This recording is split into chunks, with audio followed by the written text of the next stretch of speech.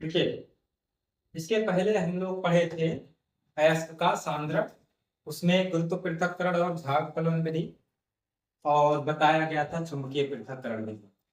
अब हमारा उसमें अगला भाग आता है धातु का निष्कर्षण। ठीक है, तो सांद्रित अयस्क से धातु को प्राप्त करने की पूर्ण क्रिया को धातु का निष्कर्षण कहते हैं। मतलब अयस्क का सांद्रण कर लिए, अब उसमें से हम धातु को निकालने के लिए जो भी प्रक्रम अपनाएंगे, जो क्रियाएं करेंगे, उसे क्या कहेंगे? धातु का निष्कर्षण। मतलब सांद्रित अयस्क से धातु प्राप्त करने की क्रिया क्या कहलाएगी? हमारा धातु निष्कर्षण। अब धातु निष्कर्षण में प्रयुक्त पद जो है कुछ हैं, जैसे निस्तापन, भर्जन और प्रगलन, जो कि आपके एग्जाम के लिए बहुत इंपॉर्टेंट है। ये समझ लीजिए कि एग्जाम में टिप्पणी लिखने के लिए इन तीनों में आएगा। ठीक है, किस पर? निस्तापन, भर्जन और प्रगलन। तो निस्तापन क्या है? सांद्रित अयस्क को गर्म करके उसमें से वाष्पशील अशुद्धियों को दूर करने की प्रक्रिया को निस्तापन कहते हैं। जैसे ये बॉक्साइट है, इसको हम लोग गर्म कर देते हैं तो इसमें का ये वाष्पशील अशुद्धि ये जलवाष्प के रूप में जल क्या होता है? निकल जाता है। ठीक है, ऐसे यहां पर भी जलवाष्प निकल जाता। अब भर्जन क्या है?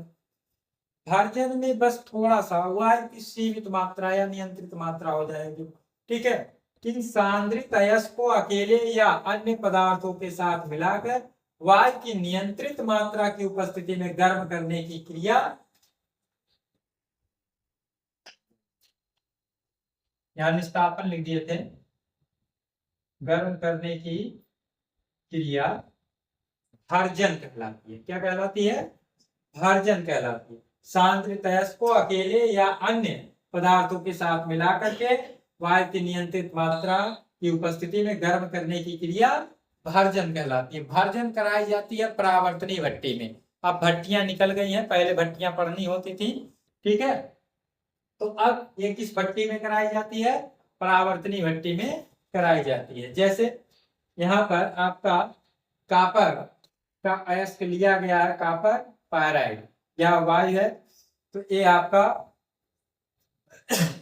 क्यूप्रस सल्फाइड और ये फेरस सल्फाइड और ये सल्फर डाइऑक्साइड। अब ये क्यूप्रस सल्फाइड फिर आता है ऑक्सीजन से क्रिया करता है क्यूप्रिक ऑक्साइड के रूप में, मतलब ऑक्साइड में बदल जाता है। भर्जन में होता क्या है कि जो अयस्क रहता है वो ऑक्साइड के रूप में बदल जाता है। अब अगली प्रक्रिया हमारी आती है प्रगलन। तो जो सांद्रित अयस्क है उसमें कोक और गालक मिला दीजिए। क्या मिला दीजिए? कोक और गालक मिला लीजिए। मिलाने के बाद उस मिश्रण को गर्म, इतना गर्म करो पिघल जाए। ठीक है, तो इस प्रक्रिया को हम लोग क्या कहते हैं? प्रगलन कहते हैं। प्रगलन हमारी वात्या भट्टी में कराई जाती है। किस भट्टी में कराई जाती है? वात्या भट्टी में कराई जाती है। अब यहाँ पर देखिए, यह आपका फेरिक ऑक्साइड है, फेरिक ऑक्साइड कोक मिला के गर्म किया गया तो ये आपका आयरन मिल गया और कार्बन मोनो ऑक्साइड। फिर कार्बन मोनोऑक्साइड आगे क्रिया करेगा, फिर आयरन और ये कार्बन डाइऑक्साइड के रूप में मुक्त हो जाता है। तो इस प्रकार से हमको क्या प्राप्त हुआ? ये धातु प्राप्त हो गया। जिसे यहाँ पर लोहा दिया गया तो लोहा प्राप्त हो गया।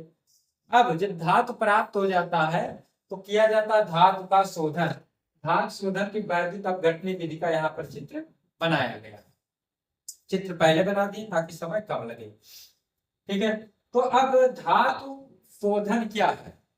जो हम लोग धातु निष्कर्षण से धातु प्राप्त करते हैं उसमें कुछ कोक की मात्रा, ठीक है, कुछ सिलिका, ये सब रह जाते, मतलब कुछ ना कुछ अशुद्धियां कार्बन ऑर्बन की रह जाती। बहुत ज्यादा नहीं रहती लेकिन थोड़ी बहुत अशुद्धियां रह जाती। तो उन अशुद्धियों को दूर करने की क्रिया क्या कहलाती है? धातु का शोधन या धातु का परिष्करण। तो अब यहाँ पर हम लोग को पढ़ना है धातु शोधन की वैद्युत अपघटनी विधि। तो इस विधि द्वारा कॉपर, जिंक, गोल्ड, इन सभी धातुओं का क्या किया जाता है? शोधन किया जाता है। तो इसमें कैसे करेंगे? तो इसमें क्या होता है कि अशुद्ध धातु का एनोड बनाते हैं। अशुद्ध धातु का क्या बनाते हैं? एनोड। और शुद्ध धातु की पतली शीट का बना लेते हैं कैथोड। और धातु के लवण का जलीय विलयन कार्य करता है वैद्युत अपघट्ट का। धातु लवण का जलीय विलयन क्या काम करेगा? वैद्युत अपघट्ट का। अब इसमें जब हम बैटरी द्वारा विद्युत धारा प्रवाहित करते हैं यानी वैद्युत अपघटन कराते हैं तो इस वैद्युत अपघट्ट में से शुद्ध धातु जो होता है वह चला जाता है किस पे? डिपोजिट होने लगता है, कैथोड पर जमा होने लगता है। और उतनी ही मात्रा में धातु यहां से अशुद्ध एनोड से क्या होता है?